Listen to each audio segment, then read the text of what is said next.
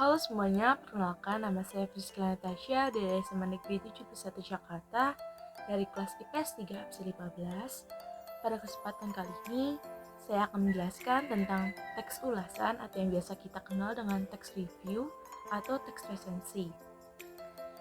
Di akhir video, saya juga menyertakan contoh dari teks resensi dari salah satu buku novel yang cukup terkenal di kalangan para remaja.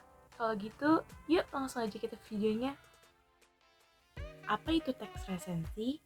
Teks resensi merupakan teks ulasan yang berisi penilaian terhadap suatu karya, baik itu buku, film, musik, dan sebagainya, yang memuat penilaian yang terstruktur mulai dari segi fisik, identitas, isi, serta bahasa yang digunakan dalam karya tersebut. Sementara itu, resensi menurut KBBI berarti suatu bentuk pertimbangan atau pembicaraan tentang buku atau ulasan buku. Arifin dan Tasai mengungkapkan, pengertian resensi adalah suatu komentar atau ulasan seorang penulis atas sebuah karya, baik buku, film, karya seni, maupun produk yang lain. Sedangkan Ahmad dan Henry berpendapat bahwa resensi dibuat untuk memberikan pertimbangan-pertimbangan terhadap karya-karya seni lainnya seperti drama, film, dan sebagainya. Yang pada intinya, teks resensi bertujuan untuk memberikan pertimbangan terhadap para pembaca mengenai suatu karya. Ciri-ciri dari teks resensi adalah sebagai berikut.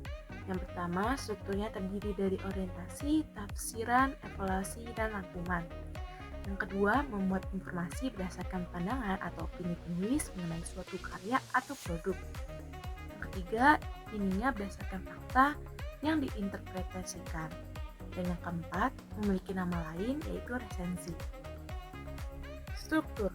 Menurut Kosasih, terdapat 5 bagian struktur teks ulasan, yaitu yang pertama pendahuluan, yakni berupa pengenalan drama atau film yang akan diulas. Disebutkan juga judul drama serta pengarangnya. Yang kedua sinopsis, yang berisi ringkasan isi drama atau film dari awal hingga selesai.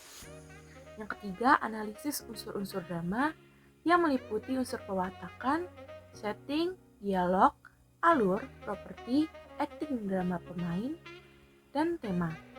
Pada bagian ini dikemukakan argumen-argumen beserta fakta-fakta pendukung yang memperkuat argumen, termasuk penilaian rekomendasi tentang film atau drama.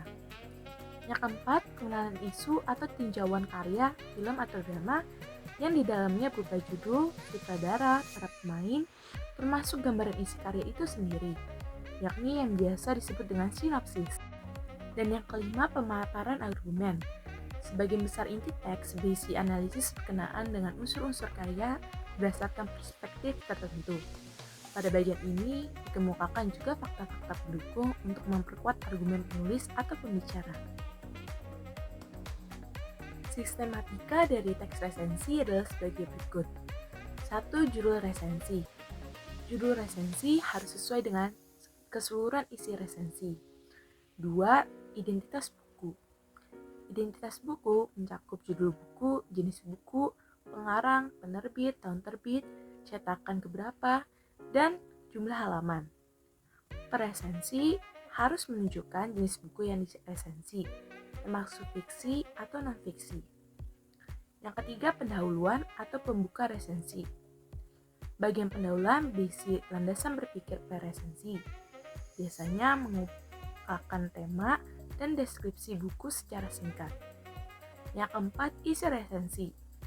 Isi resensi meliputi sinopsis atau isi buku secara ringkas, ulasan singkat buku dengan kutipan secukupnya, keunggulan buku, kelemahan buku, tinjauan bahasa, dan kesalahan cetak. Dan yang kelima, penutup. Unsur penutup resensi berisi buku itu penting untuk siapa dan mengapa. Resensi juga mengemukakan kesimpulan dalam bagian penutup. Penulis resensi juga mengemukakan nilai yang diperolehnya terhadap buku yang diresensi dan imbauan-imbauan untuk para pembaca. Sementara itu, Ahmad dan Henry berpendapat sistematika dalam penyusunan resensi terdiri dari A. Base buku. Sebuah resensi harus memberi informasi kepada pembaca tentang buku yang terbit, termasuk golongan fiksi atau non-fiksi.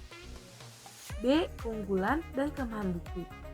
Untuk mengetahui keunggulan dan kelemahan buku, perlu dibuat kriteria unsur-unsur fiksi. C. Nilai buku. Resensi harus mampu menampilkan segi-segi keunggulan dan kelemahan buku. Dan D. Tujuan pengarang. Penulis harus memahami tujuan pengarang yang dapat dilihat pada pendahuluan atau pengantar buku. Kaidah kebahasaan. Kemendikbud mengemukakan jika teks resensi memiliki kaidah-kaidah kebahasaan sebagai berikut. A. Banyak menggunakan konjungsi pengarang seperti bahwa, yakni, yaitu.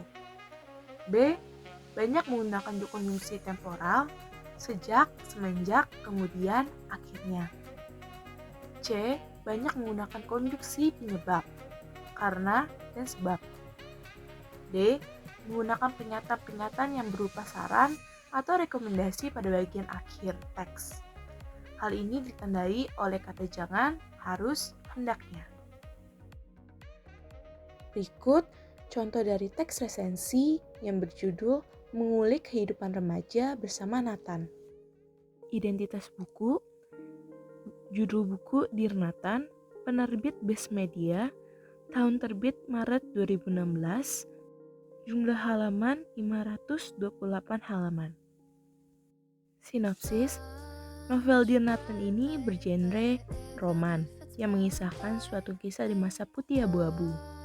Di dalam kisah tersebut berkisah dua insan yang memiliki kepribadian yang sangat berbeda bak langit dan bumi. Sebut saja Salma, gadis lugu yang sangat takut jika berbuat kesalahan itu pindah ke sekolah yang di dalamnya terdapat banyak sekali murid-murid yang berlatar belakang urakan. Sungguh hal ini membuat Salma merasa tidak nyaman. Terlebih lagi pada hari pertama Salma pindah ke sekolah barunya dan ia sudah mendapatkan masalah karena telat datang ke sekolah barunya. Namun ada seorang laki-laki yang membantu Salma lolos dari hukuman keterlambatan pada saat itu. Dia bernama Nathan, cowok yang sangat terkenal dengan sifatnya yang sering membuat olah di sekolah. Namun, seiring berjalannya waktu, Nathan merasa ada yang berbeda dalam dirinya.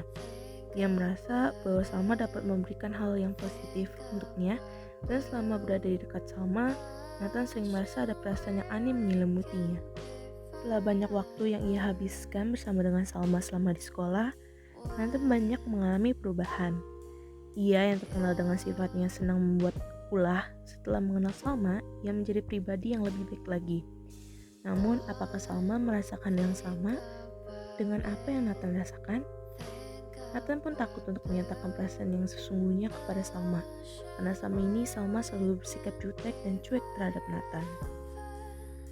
Kelebihannya, novel ini menceritakan kisah masa putih abu-abu yang sangat epik sekali karena kehadiran sosok Nathan yang berkarakter unik. Penulis sengaja membuat Nathan sebagai cowok yang memiliki karakter yang agak sulit untuk ditebak. Namun, yang menjadi spesial dari Nathan ini meskipun ia banyak dicap tidak baik oleh orang-orang di sekolahnya, akan tetapi Nathan bukan tipikal cowok yang suka menyakiti perasaan cewek. Hal itu terlihat dari sikap yang ia lakukan dan kata-kata yang ia lontarkan pada novel Dear Nathan tersebut. Dan penulis sangat cerdas karena membuat semua tokoh yang berperan dalamnya menceritakan novel Dear Nathan ini memiliki karakter yang kuat. Adapun kekurangan dari novel ini, yakni penggunaan kaidah literasi pada novel Dear Nathan ini tidak tersusun dengan baik. Para pembaca seringkali menemukan suatu diksi yang tidak pas dan kata-kata yang digunakan terbilang tidak baku dan efisien. Kekurangan ini sebenarnya dapat dimaklumi karena novel Dear Nathan ini diangkat dari Wattpad. Para pembaca merasa tidak cocok pada penggunaan bahasa yang digunakan oleh peran Nathan saat ia menggunakan kata saya kamu. Rasanya itu tidak sesuai dengan kepribadian Nathan yang berkarakter bad guy. Kesimpulannya, buku ini mengalami beberapa kali cetak ulang dan menyandang title buku mega bestseller. Tidak heran, pecinta buku ini memang banyak. Jadi, untuk membuat buku ini laris juga mudah. Gaya bahasa yang anak muda banget yang digunakan Eliska cukup ampuh untuk menjangkau pembaca di kalangan remaja. Nah, itu dia video penjelasan mengenai teks ulasan. Semoga videonya bermanfaat bagi kalian semua. Sekian dari saya, terima kasih.